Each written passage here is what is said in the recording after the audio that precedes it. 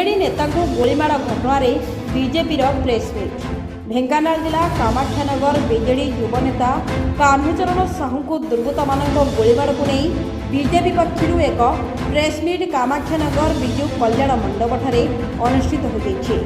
BJP राज्य कार्यकारी सदस्य शत्रुघ्न जेना नेतृत्व में आयोजित प्रेसमिट्रे शासक दल नेता बारंबार गोलीमाड़ सहित अंचल अपराधिक दौरात्म्य दिनक दिन बढ़ुवा नहीं बीजेपी अभियोग कर जोठी शासक दलर नेता माने सुरक्षित नुहंती सेठी साधारण जनता केते सुरक्षित बोली प्रश्न करिछि बीजेपी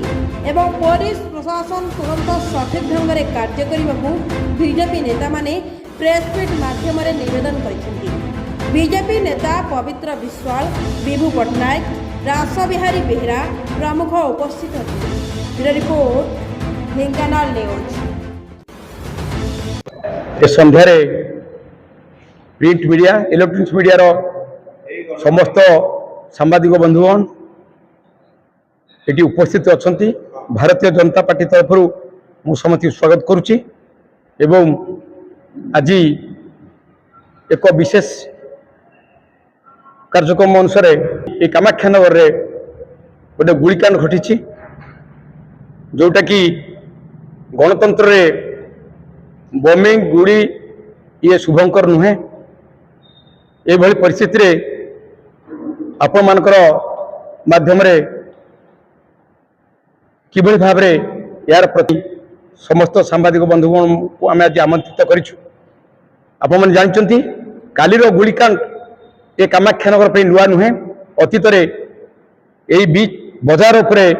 एठिकार जे चेयरमैन थिले तांकु बंदूक मरागला हत्या करागला एवं ये आगुरु आउ जने आग धाड़ीर बीजेडी नेता जी अच्छा जे सरकार अच्छी दल अच्छी दीपक माहुंत गुली कर विभत्स भाव हत्या करागला एवं किछि दिन पूर्वे भुवन पंचायत समितिर विगत दिन समिति मेंबर जे जने सरकारी दलर नेतृत्व नौते गाँव में दिघी नौते निर्मम भाव हत्या करागला। तेणु भारतीय जनता जे ये जो घटना घटुची लोक प्रतिनिधि हूँ कि जनसाधारण हूँ तांको प्रति जो भली भाव में बमिंग होची गुली करी हत्या करा जाउची। आजिर प्रेसमिट डाकिबार मूल उद्देश्य है निहाती आवश्यक भारतीय जनता पार्टी जेहेतु आम एठिका नेतृत्व नौच एठी काली जो गुलिकांड है ताहा नुआ नुहे दीर्घ दिन धरी गोटे सरकारी दलर चेयरमैन कहतु समिति मेंबर कहतु कि तांकर उच्चपदस्थ कर्मचारी कहतु नेता उपरे ये गुलिकांड होची बमिंग होची बड़ चिंतार विषय। ये कामाख्यानगर विगत दिन रे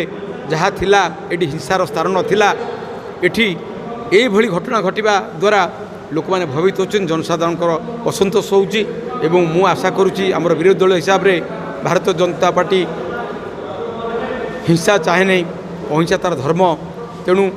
भारतीय जनता पार्टी आपको दृढ़ निंदा करुच्ची एवं आगामी दिन में किभली भाव में एथु निर्वृत्त रुहतु ये बड़ कथा ये प्रशासन कहतु पुलिस कहतु ध्यान दौना ये चोरा बंदूकर कारबार बहु परिमाण में प्रसार होची ताहा ये अंचलर जो युवक मैंने आज काम पाऊना चाकरी पाऊना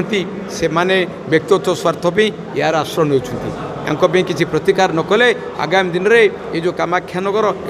एक भयानक परिस्थिति सृष्टि हम से निरीह लोक मैंने बेसी असुविधा पड़े से आपण मान मध्यम